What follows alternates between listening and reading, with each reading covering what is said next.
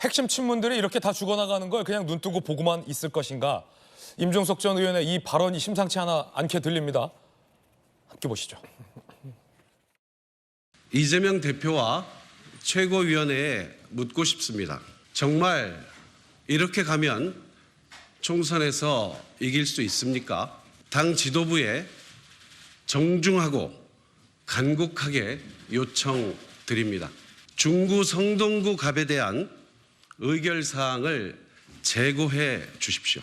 며칠이고 모여 앉아서 경론을 벌여 주십시오. 기다리겠습니다. 저는 여느 때처럼 오늘 저녁 6시에 왕십리역 광장에 나가서 저녁 인사를 드릴 예정입니다. 저의 최종 거취는 최고위원회의 답을 들은 후에 다시 말씀드리겠습니다. 탈당이나 무소불출마까지 고려하시고 누구보다도 총선 승리를 바라는 것은 이재명 대표와 당 최고위원회가 아닐까요? 전략적으로 다시 한번 고민해 달라는 것이고, 앞서 제가 정치는 생물이라고 말씀드린 점도 바로 그 질문에 대한 답이 될 것 같습니다. 정치는 생물이다. 거취는 최고위 당 지도부가 어떻게 하는지 보고 말하겠다라고 답한 겁니다. 정치는 생물. 과연 어떤 선택지가 있을까요? 첫 번째, 버티기. 김유정 의원은 버텨라. 억울해도 꾹 참고 있어라. 어금니 꽉 깨물고 버텨라. 아니면 탈당? 까짓거 그냥 무소속 나가. 억울하지 않냐? 험지행 가능성은 낮죠. 지역구로 옮겨서 국회에 입성할까? 지도부가 과연 저걸 수용할지도 불분명한 상황. 신당행? 이낙연 선배가 오라는데. 가? 말어? 같은 사이잖아요. 문정부의 총리와 문정부의 초대 비서실장. 친한 사이, 가까운 사이, 멀지 않은 사이. 저희가 진짜 민주당이라고 하는데 다 말아. 4가지 선택 중 과연 임종석의 선택은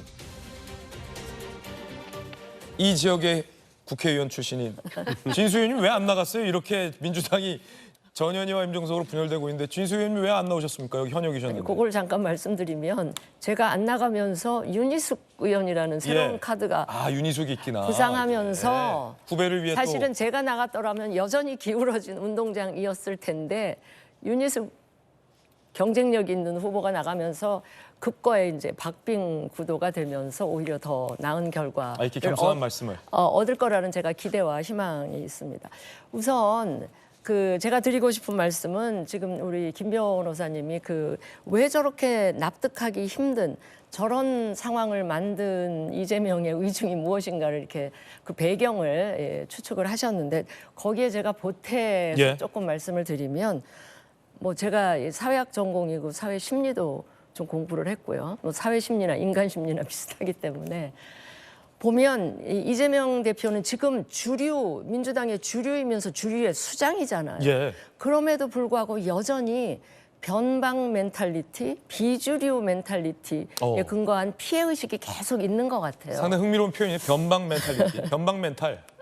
그래서 아까 윤영찬 의원 탈당하는 걸 만류하는 시점에서부터 이 물갈이 결심을 굳힌 거 아니냐라는 말씀이 나왔는데, 저는 이 물갈이 결심이 훨씬 더 오래전에 저는 있었다고 봅니다. 그게 언제냐면 작년 9월인가 체포동의안 가결 표결이 있었잖아요. 저는 그 가결 상황에 이재명 대표가 엄청 많이 놀랐고 충격을 받았으리라고 짐작을 하고, 왜 영장실질 심사 받고 이제 구치소에 가서 기다리는 그 몇 시간이 이 대표한테는 굉장히 지옥이었을 것 같아요. 그 지옥의 시간을 견디면서 저는 강한 결심과 굳은 각오를 했지 싶어요. 이번 총선을 계기로 자신을 방탄해줄 수 있는 민주당, 이재명의 사당을 물 셀 틈 없이 단 한 치의 오차도 없이 그런 당을 만들어야 되겠다는 결심을 강하게 하고 그때부터 이 공천을 준비를 했던 것 같아요. 민주당이 시스템 공천이라고 하지만 거기에도 구멍들은 있습니다. 그러니까 수치로 표시되는 정량 평가 말고요. 정성 평가의 부분에서 보면 동료 의원들의 다면 평가도 있고 또 지역구 주민 대상으로 하는 예. 여론조사가 있는데 여론조사는 업체 선정부터 설문을 어떻게 구성하느냐에 따라서 결과가 굉장히 많이 달라질 네. 수가 있기 때문에 바로 그런 부분들을 마사지하면서 이 지금 진행되고 예. 있는 이 공천 결론까지 만들어 놓고 그 심사 과정을 거기에 꿰맞춰가는 이런 모종의 작업을 굉장히 착착 단계적으로 진행을 해오지 않았나 싶어서 네. 그게 다 지금 이제 총선 이후에 당권 대권으로 가는 과정에 그 혹여 뭐 친문들이라고 비명계 의원들 뭐 몇 명 공천을 준다 이 정도도 이 마음으로 수용이 안 되는 안 된다. 거예요. 그러면 네. 임종석 실장의 선택은 뭘까요? 4개 중. 뭐 저는 김유정 의원 그 전망에 동의를 하는 게요. 버티기. 그러니까 임 전 실장이 은퇴 의사 접고 출마를 할 때 내건 명분이 윤정부 심판이에요. 네. 근데 바로 그러니까 탈당하고 탈당까지만 하고 무소속 출마 안 하더라도 이거는 그 민주당에 피해를 주는 거기 때문에 자신이 윤 정권 심판을 출마 명분으로 삼은 것과는 모순되기 때문에 저는 버티고 예. 탈당했다가 총선 그렇군요. 이후에 총선 결과가 안 좋은 상황이 된다든가 하면 후위를 도모하는 그런 다른 예측 수순으로 혹시 가지 있습니까? 않을까. 네.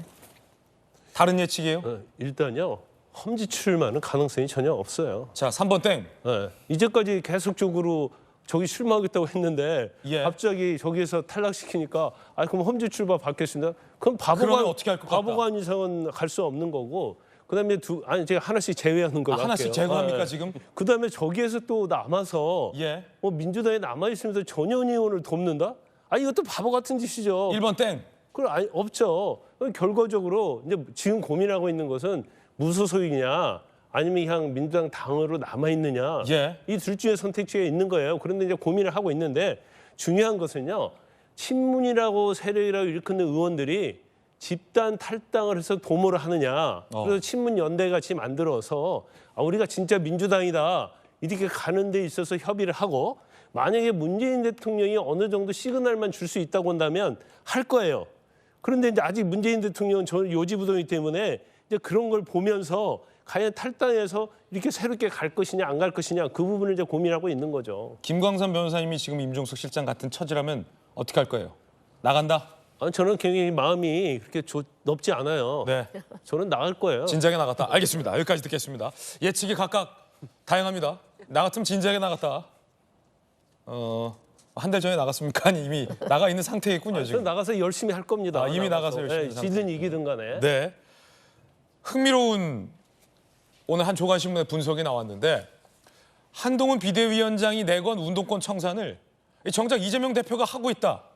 그래서 정작 본선에서 한동훈 비대위원장이 청산해야 할 운동권들이 없다. 이런 흥미로운 조간신문의 분석이 나왔습니다.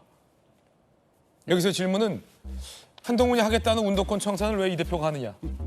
라는 질문인데 86 운동권 청산하겠다라고 했는데 지금 보니까 본선 전에, 본게임 전에 이 대표가 청산을 해주고 있다는 거예요. 이인영, 임종석, 송감석, 홍영표. 공천 배제 탈락, 컷오프. 그러면 한동훈 비대위원장은 누굴 청산하죠?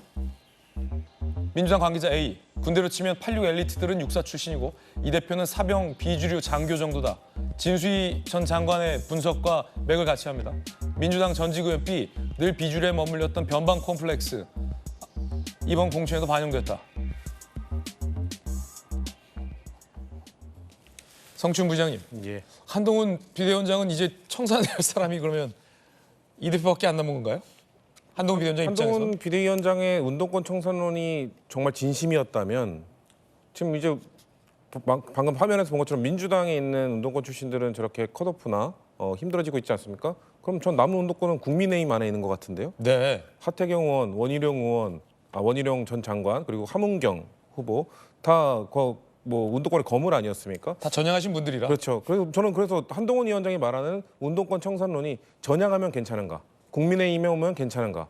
그리고 기득권을 누리지 않았으면 괜찮은가? 저는 함은경 후보 같은 경우는 그 열린우리당에도 여러 번 공천 신청도 했었고 실제 지방선거에도 공천을 받은 적도 있고 그런 분을 마치 뭐 아무것도 네. 드리지 않았던 분처럼 그렇게 얘기하지 않았습니까? 그러면 이 대표가 정말 이러는 게 비주류의 피해 의식 때문이다라는 분석들이 많은데 민주당 내부에서 주류 교체 성 부의장이 볼 때는 어때요? 주류 교체가 있을 수밖에 없죠. 왜냐하면은 그 지금의 이 예. 8.6 운동권이 정말 힘들게 구민주계 세력과 다툼을 크게 일으킨 다음에 2012년부터 2012년, 2016년, 2020년 세 번의 국회의원 선거에서 공천을 사실상 쥐고 흔들지 않았습니까?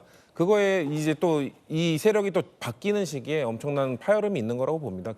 그렇기 때문에 이재명 대표 입장에서는 그 8.6 운동권이 그렇게 2008년에 잡음을 일으키면서 겨우겨우 역전시키고 2012년부터 세 번의 총선에서 패권을 누렸으니 이제 세대 교체가 돼야 뭔가 세력 교체가 돼야 되는 상황이고 교체를 거의 이루고 있는데 그걸 다시 뒤엎으려고 한다? 이거에 대해서는 뭐 용납하기 좀 힘들었을 수도 있겠다는 생각이 있는 거죠. 예.